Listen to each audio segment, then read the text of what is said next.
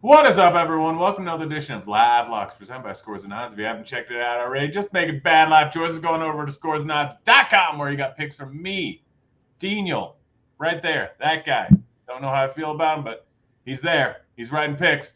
And means you get all the grades. Plus, you get access to our nice little prop shopping tool where you can see exactly what we have projected for each individual prop. Plus, where the best lines are, and most importantly, you get access to Grand Action Lounge. What is Grand Action Lounge? Well, it's my Discord where I'm throwing in all my picks each and every day. So go on over and get signed up. Yeah, people talking about it, talking about it in chat. I bet Plumlee over 22.5 points, rebounds, assists, and then it went Gordon Hayward might end up playing, and then it went Gordon Hayward end up playing, and so that line is not looking great. No. So yeah, it's not dead for the record. It's not dead. It's not dead, but I mean, if I would have waited an hour, I would have gotten it plus 115. I'd still like it at plus 115.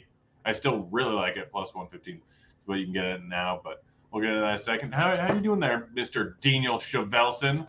I'm doing all right. It feels like it's been a long week, but yeah, I'm doing okay. I'm happy to join you. Happy to talk some sports gambling and things of that sort. It's a big boy slate today as far as the Basketball Association 10-gamer. Lots of injury news. But yeah, I don't have a ton of bets right now because there is a decent amount of injury news right now. So I was looking for Anthony Edwards stuff. Is that not out there? I couldn't find it. I don't think there's much of anything in that game. Okay, yeah, because we're not sure about Gobert. Obviously, Cat's already out too, and Russell's questionable too. So a lot of questionables in that game, but that game could be a lot of fun depending on how things crack. We were talking yesterday through DM and about the Bam Adebayo stuff yesterday, and we were trying to react to on the other side with Şengün. And sometimes when you get locked out, it actually works out in your favor because it's like I was like, oh man, Şengün's going to smash without Bam, and they started Udonis Haslem, which was amazing. And then Şengün had foul trouble. He got hurt. He wasn't great when he was on the court. So thankfully, I don't think you got those. I think the books kind of locked him up in time, but. Yeah, you got to be quick, man, because that happened really, really fast that they locked it out. So I assume the sites are really on top of these things. And once the Russell news drops, well, I guess there's no lines out there, so they didn't want to take their chances. I suppose is what's going on there. Yeah. I mean, we'll see. We'll see. Yeah, Şengün was about to hit his points, his rebounds, his points, assists, rebounds. Like he lost by the hook in pretty much all three of those points, rebounds, assists. Oh. He lost by 1.5 because he got injured 5-6 minutes from the end of the game. I'm so tilted. Yeah, I'm sorry. I didn't mean to bring it up. We didn't talk about it pre-show, but I know we talked to via DMs about it. But yeah, I was watching the game and I'm like, oh, that's going to do it. He's going to come out. And any sort of precautionary thing with Houston, there's no reason to push him. He's one of their future pieces, obviously, and they don't really necessarily need to win any games, obviously. So, yeah, that was kind of a bummer. And he was in foul trouble, too. So, a bad combination. Yeah. Well, let's get to the bets. I don't have a ton of bets here for NBA, but we'll go through what I got. And I got a decent amount of football bets. But Mason Plumlee, I already talked about over 22.5 points, rebounds, assists. At plus 115, I'm fine with it. Again, I bet it at minus 121. I'm screwed. Maybe I'll end up fine, but I still like it at plus 115. But not a great bet if you were getting it minus 121 right now. I'll tell you that. Trae Young, over 42.5 points, rebounds, assists. Minus 119 over at Caesars. I think it's minus 115 over at MGM. Trae Young is so heavily involved in this offense without Murray. And he's been shooting terribly recently. Yeah, the one thing is that we don't know. We're not privy to the medicals. Like, the math stuff, he looks like an incredible play. But, like, he was dealing with a shoulder, allegedly, at some point. And there was that whole sort of ordeal with his coach, McMillan, over a week ago or so. There was a discrepancy, a miscommunication. Apparently, there's a rift between him, Young, and McMillan. Who knows? And there's not a lot of clarity out there. But if he's healthy, like if he is fine, and I guess he is, or maybe he's just toughing it out, who knows? But it's an awesome, awesome spot, and you love the overs. But like you said, he's been shooting a lot. Murray being out, Bogdanovich is back, and he's going to be firing. But they're without Collins, they're without Capella, they're without so many pieces there in Atlanta these days. he should just take 27 shots or something silly like that. And he's not only going to do that, he's also going to get every single assist. Like his assist line's at 11.5. Yeah, that seems too low. What is a points assist, or do you do PRA or just PA? PRA. Okay. What's that number at? 42.5. We have projected at 47.5. Yeah, so there's some wiggle room as far as like even if he's dealing with something, right? And they're only 2-3 point dogs here against Charlotte. Charlotte's not a very good team. They are expecting, like you mentioned, to get Gordon Hayward back, and of course LaMelo Ball is back too. And I like him a good bit today. Very first game back for LaMelo Ball. He played 34 minutes. He fouled out in like the last 30 seconds for what it's worth. So it didn't matter a ton, but just good to know. He did not play for a month, and they threw him back out there 34 minutes right out the gate, and dealing with a little bit of foul trouble too. So just that game environment. 240 is the total, and I wouldn't feel comfortable betting the under. That's a huge number, but it's popping for a reason. Yeah. Also got DeAndre Hunter over 4.5 rebounds. I mean, no Capella in there, no Collins, no Murray. Like those are big rebounding guys. 4.5 seems a little bit too low. Our projections aren't for it, aren't against it. They haven't projected right at 4.5, but I like that over, especially at -104 over at Caesars.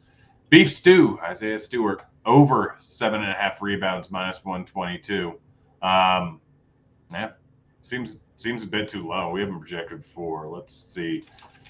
To loading, enhance 7.75, and I feel like it's moved to -132. All right, probably don't hit -132. Darren Fox +102 over 4.5 rebounds, too low of a number. I really like Garland today. So Garland has been shooting the ball horribly recently, under 36% so far this month, and there's no, this guy is so good. There's no reason why he should be shooting the ball this bad. Gets a fantastic matchup versus Indy. Higher total than their normal by a decent amount. I like the over of 30.5 points, rebounds, assists, -104 at FanDuel, and over 19.5 points, -120 over at FanDuel. Eric Johnson in there asking if I like that. I do. I definitely do. What do you think about it? Yeah, I have not put a lot of thought in that one, but I'm fine with it. I trust you're on top of it as far as the number. Garland, I agree. He's one of the, I don't want to say one of the more underrated players in the league, but maybe nationally. He is one of the more underrated. The guy is incredible. Like, he is very good. I did this dopey thing like 2 or 3 years ago where I thought like Garland and Sexton were kind of the same guy on Cleveland's. Yeah. Oh, no. First year, I thought so too. Like, I'm like, these guys aren't good. These guys aren't good. And then Garland last year just took a massive leap and was he's good. Sexton's a jag. He's very replaceable. But yeah, I think he definitely separated himself. You mentioned the Kings. I just wanted to talk about Sabonis real quick. I've not looked at his number. I was writing him up for DFS, but I'm curious what his number is as far as points. From both a macro and micro perspective, it's an awesome play.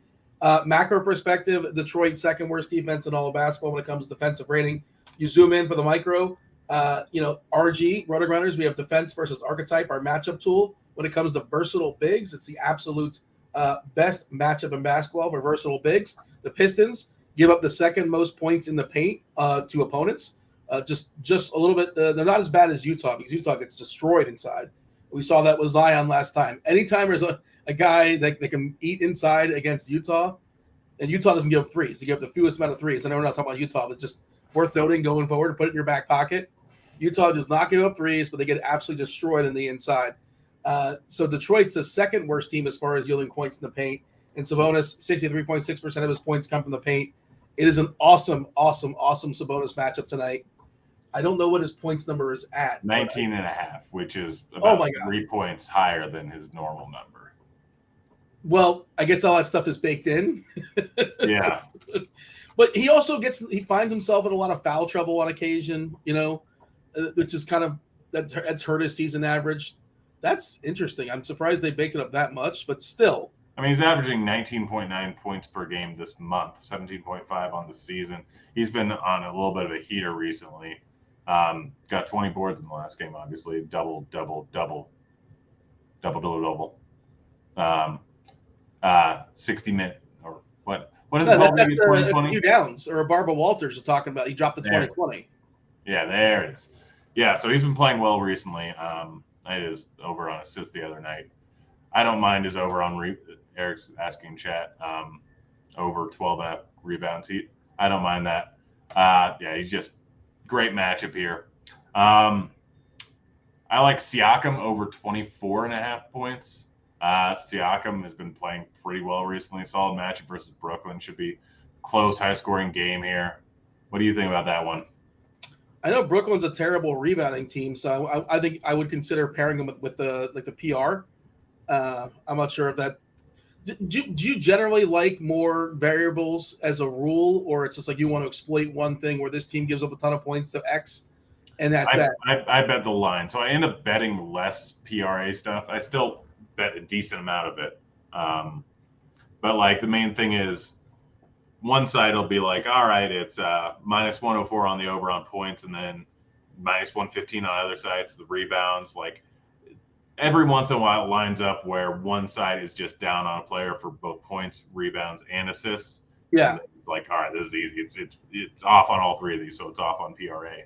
But I mean, it always depends. Like I still bet a decent amount of points, rebounds, assists. I got another one coming up here in a second with Jokic. Jokic has been on a tear. Like he played like a perfect game of basketball his last time out. It was insane. It was so good. Yeah, he's spoiled us by how amazing he is, and the fun matchup tonight versus the Lakers.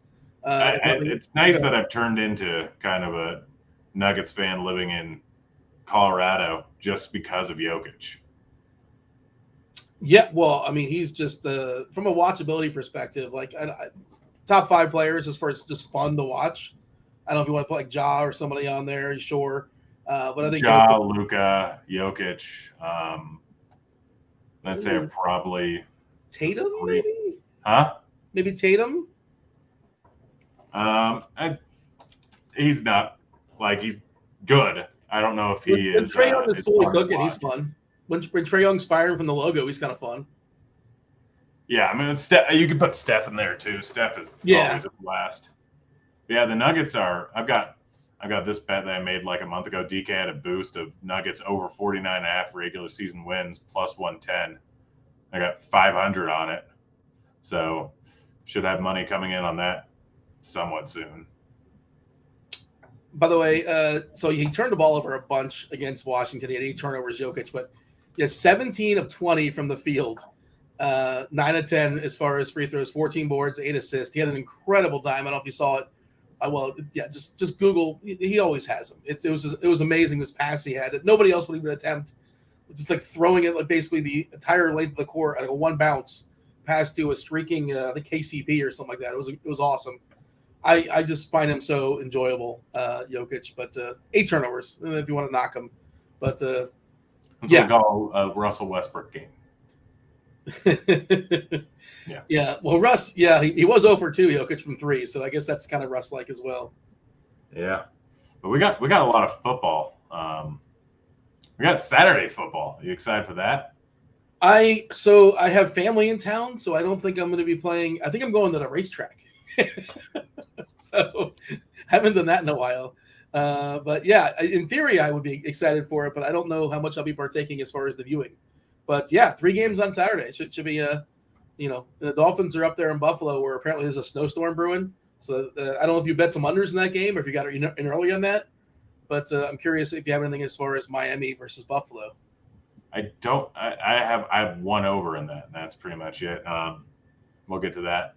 But first off, KJ Osborne coming off a great week. I think it was a matchup versus the Lions. I didn't get everything, but snap share was up to 75% last week. I have the over of 21.5 receiving yards. I think you can get this at 20.5.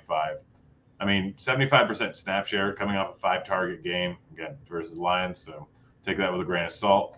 But 20 just seems too low. Yeah, I haven't put a lot of thought in KJ Osborne, not going to lie, but I just like, hearing you say that number does seem to tick too low. I agree with you. In a dome, too, which I like. Yeah. On the other side, I got Matt Ryan under 254 passing, 0.5 passing yards. Got that at minus 110 over at Betway. So same as DK, minus 110 over there. Matt Ryan, do you know how many times he's hit the over in the last 5 games? Oh, well, I would say no more than one. 0. Bagel. Okay, that would be less than 1. Yeah, he's only had the over like 3 times this season. I guess it's a good matchup going up against the Vikings defense. Gets in the dome, but they're going to pound the ball. They're going to just hammer the ball with JT. That's what they want to do. Is it weird that they're only Minnesota? I know they're kind of fraudulent as far as their record, but Minnesota's only a 3.5-point favorite, which is Vegas kind of saying that they're almost the same team. Yeah.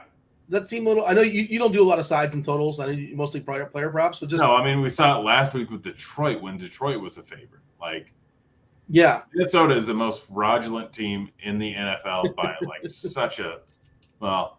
I don't know. They beat the Bills in Buffalo though. Like they have, that was a game of the year contender, I suppose. Goofiness happened as well to get the W, but still.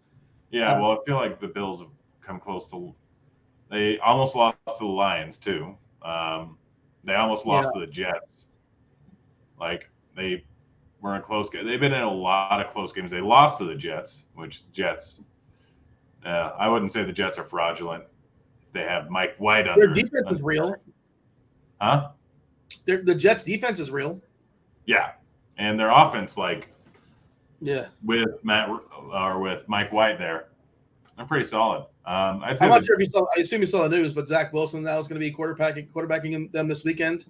White did not pass the tests, which is unfortunate. But yeah, I thought it was strange. Maybe news was out before that, or like a speculation out before that. But Detroit, out of the dome, is a slight favorite at New York, which I don't like Detroit out of that dome, but I don't like Zach Wilson quarterbacking my offense either. So bit of a quandary there. But I didn't mean to derail it as far as getting the sides and totals. I take Detroit in that spot. I like the Jets thinking that White was the quarterback. Now I don't know. I don't know. Yeah. With Zach Wilson, I'd take the Lions. Kirk Cousins over 23.5 pass completions. He's had 30 plus in 3 of the last 5, averaging 37 pass attempts per game. This is projected to be a close game. I'm rolling with the over. But KJ Osborne again, minus 115. Or Bet Rivers just put more money on it. Demarcus Robinson under 35.5 receiving yards. I don't expect that game to be terribly high scoring. It's probably going to be a mediocre at best game to watch. Hardy game level factors. The blitz has the second least amount of plays predicted for that game. Yeah, I hit a lot of unders. The weather's also not great. It's not terrible. Roth gave you a green, but it's going to be cold, and there's going to be a little bit of wind. Yesterday on the show, I talked about I hit the under on Njoku, under on Peoples-Jones, under on Chubb, under on Watson passing yards. I'm also rolling with the under on Huntley rushing yards, 44.5, minus 115 over at Tipico. Are you thinking he's going to be cautious because he's coming off I think he was concussed, I think. Wasn't it a concussion? Yeah, I believe so. Is that your speculation, or you just like the numbers? It's part of it, but the numbers just too high. I mean, he's played 2 games. He had 31, 41 rushing yards. Like, they'll run a little bit, but this is not an easy matchup going up versus the Browns. I mean, you got Clowney and Garrett. You left one of those games early, though, right? Huh? I think you left one of those games early for if we're going to be fair as far as his rushing. That is fair. It was the last game. He did leave early. But yeah, it's just not a great matchup. The weather's not great. It's going to be slow, not a ton of plays. I just rolled with a ton of under. I do have the pride of UCF over receiving yards. Who would that be? The pride we're talking about Brandon Marshall? Nope. Latavius Murray receiving yards? Nope. Dante Culpepper? Blake Bortles? He's playing tomorrow. It's got to be for Buffalo. It's got to be what's his name? Jesus, Gabriel Davis. Yeah, Gabe Davis. Yeah, UCF represent. Yeah, over 37.5 receiving yards, minus 106 over at Caesars. He's averaging 58 per game on the year. He's averaging like 7 targets a game over the last 5 weeks, 6 targets a game over the last 5 weeks. Like, I get it's rough weather, but it's just a low line. I'm just excited, that Gabe Davis went to UCF. Represent. You mention it over and over again. Why would I dare mention? Yeah, well, I mean, there's this helmet just happens to be on my desk for no particular reason. Why would I mention that? I got weird things on my desk. You've seen my desk before. It's actually just a bunch of trash. I write out on sticky notes every day for my little short videos. All my bets, just because it's so tough to remember off the dome. Who's that? Tread Walter lightly. White? Yeah. Thanks. Yeah, I just have so much trash all over my desk. I need to clean, but I probably won't. Jalen Hurts under 235.5 passing yards. What do you think of that, my friend? Well, I think if Chicago can keep it close, I hate that bet. But can Chicago keep it close? Yeah, Probably you not. think Chicago's going to keep it close? No. And they're also going to hammer the ball on the ground over and over again. I mean, Philly, if I remember correctly, is a pretty big run funnel. No, they've cured that, though. Like the last few weeks, they've gotten better. They've gotten healthier. They recruited Ndamukong Suh. Somebody else came back as well. I believe it's Donkey Kong Suh. I don't think that's correct. He will step on. He created a really nice guy off the field. But what's that? He created some Nintendo games, I believe. You're thinking of Luigi and Mario, I believe. It's me, Mario. Yeah, that's it. One of my favorite bets on the weekend. Was Travis that Etienne. Huh? Was that Chris Pratt that just joined the? Go ahead. Yeah, we'll see how that movie is. But Travis Etienne under 18.5 receiving yards, -111 over at Caesars. You know how many times he's hit it in the last 7 weeks? I don't know, but I'm guessing it's less than one. He's hit the over one time. Yeah. One time since he's taken over the lead down back, going up against the Cowboys. Cowboys are giving up the third least receiving yards to opposing running backs. Love the under. Also love the under. Evan Ingram had the game of his life last week. Just absolutely incredible. Do you know how many targets he had last week? Huh? Do you know how many targets he had last week? I want to say 17. 15 targets. Yeah. 11 catches, 15 targets. This is expected, for what it's worth, to be the fastest game of the week, the most plays, 2 fast teams. Cardi's got about 139.2 plays, which is high, almost 3 plays more than the second fastest game. So should be a lot of plays in this game. So unders are a little bit nerve-wracking for what it's worth. But Ingram has hit the outside of last week. How many receiving yards is he averaging over the last 5 weeks?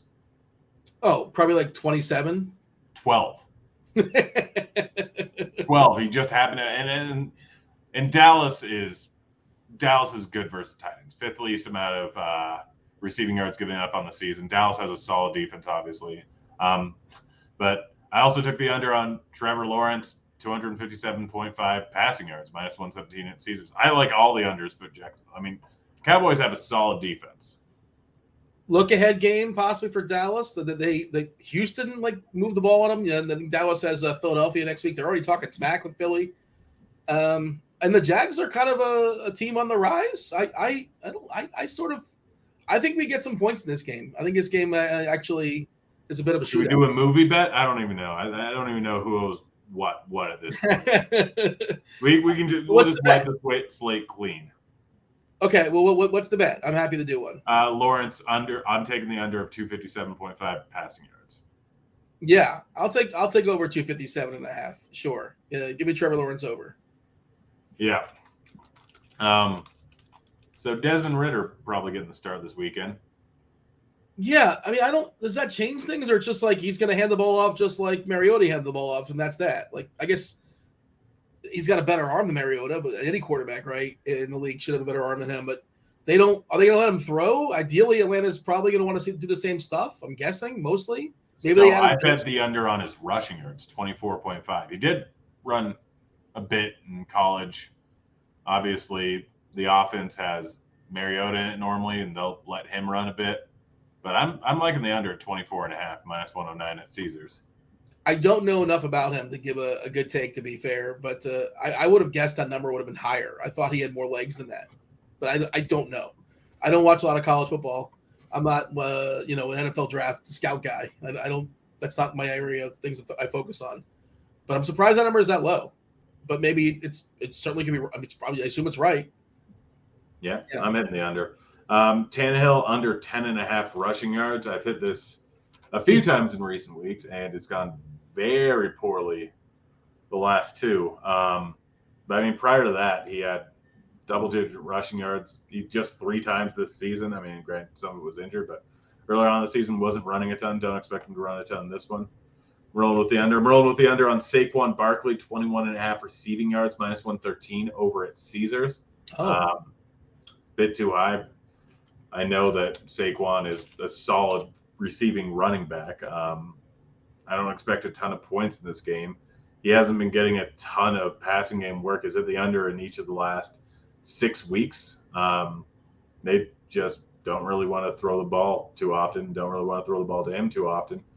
So solid under. That's weird, man. Why has he not had more than 21 receiving? That's very strange. Like, because their receiving core stinks. They don't want to pass the ball at all. Yeah, that's sort of odd. This is the Washington game. They're running it back where they had the tie. He did have 5 catches versus Washington in 5 quarters for 18 yards. Like, you got to think they're going to fire up a couple screens for him, if nothing else. Yeah, so 18 yards is still under 21.5. No, I know. I can't believe the number's that low, but it justifiably. Like, I didn't realize how bad his receiving yards were in the last, I don't know, 6-7 games or so. Yeah. That's surprising. Yeah, no, he's hit this under at a massive clip. Last bet, Darius Slayton under 3.5 receptions. I mean, it seems a little bit high.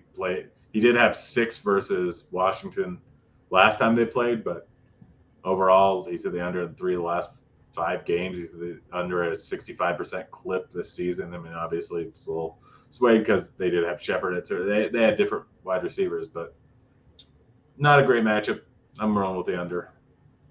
I haven't looked at the number, but like in theory, I like the number for Justin Herbert over on passing yards this week, just because 301 is okay. So that they know that to juice that number up because people realize.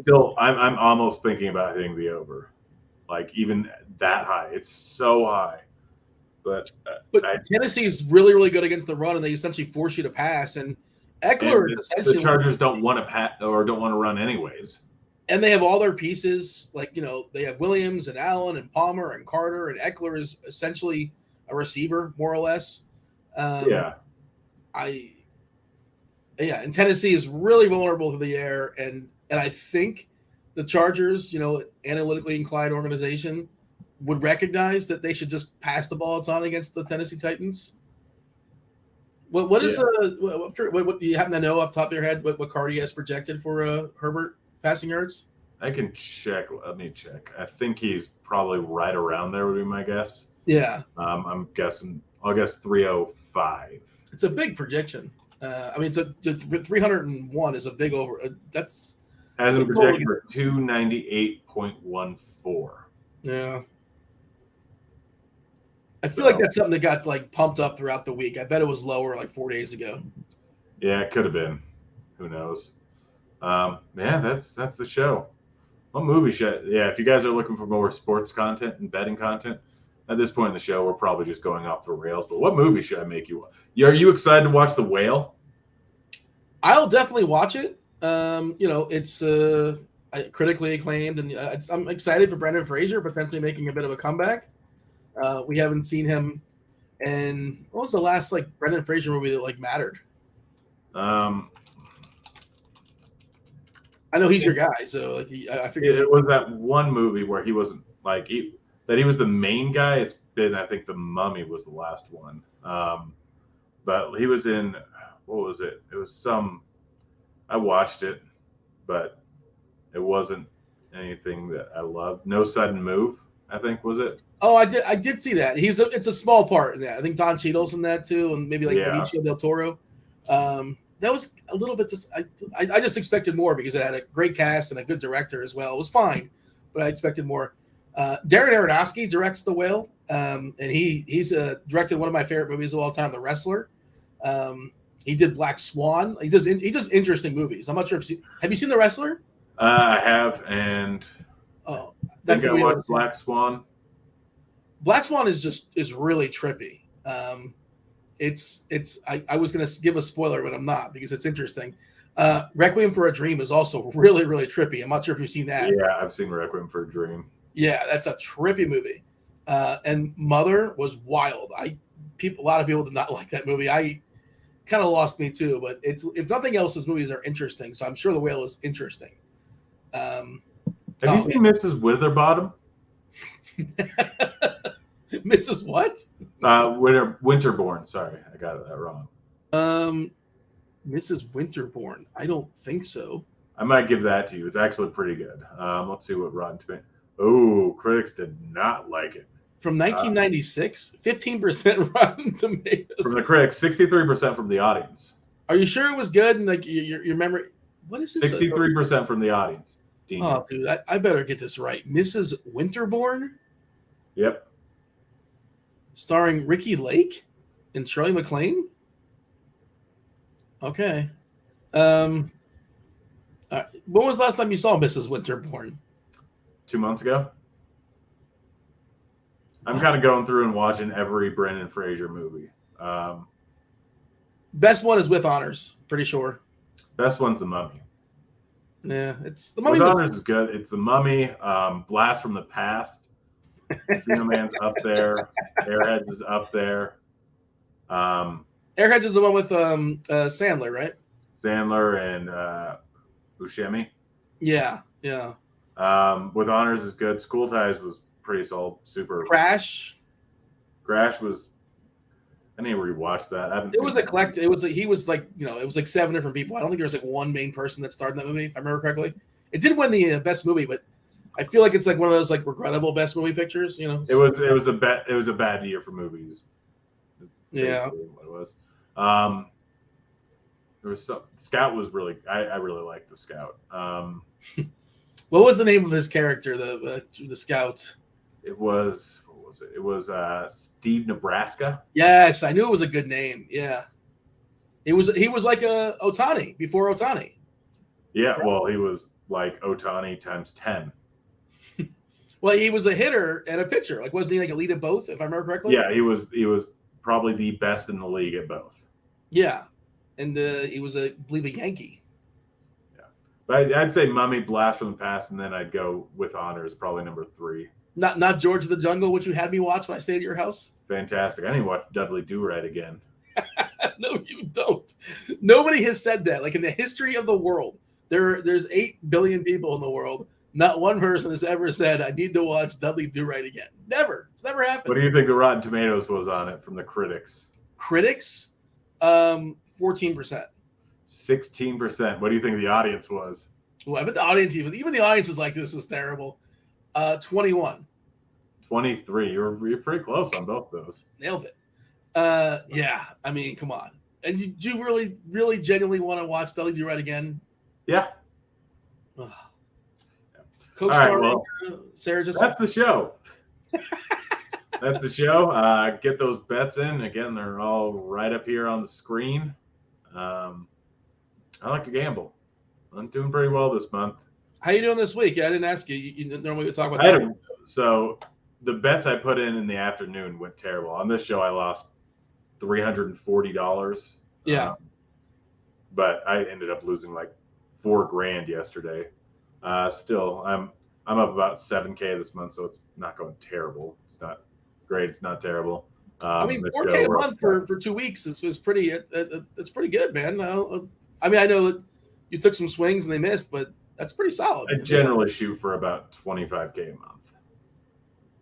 Yeah. Do you have for the entire year? We're closing in December. Is this something you want to pull up or no? You have time for this? I mean, I didn't make any money during the summer because wedding planning and stuff like that. I think I'm at 150K for the year.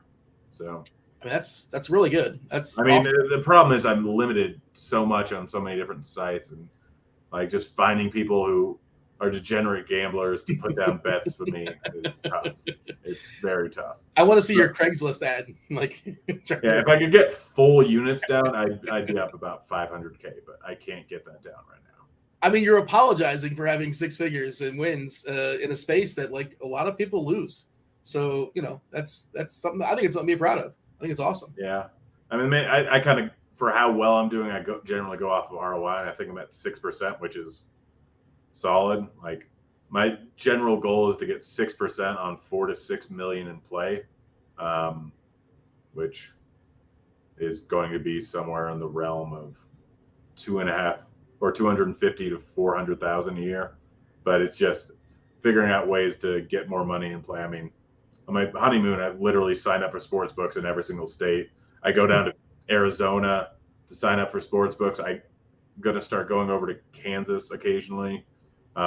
Iowa could potentially get into the mix.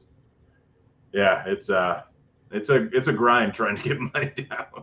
By the way, I don't know if you missed this. I kind of missed it. Draymond is out tonight as well. No Draymond Green. Of course, Steph is out for a while. No Wiggins too. I think that's an ESPN game. We'll see about. I think Clay is questionable. Yeah, I don't think lines were out when I checked for that. Yeah, Clay's got a knee. If he doesn't go, Jordan Poole, man, he's going to be firing like 37 shots tonight. Yeah. Yeah. I somehow just missed that in all the news, and these things happen 10 games, but Draymond got ruled out as well. But we shall end. I assume you shall end the show. Yep. Guys, it's been fun. We're out of here. Lakers!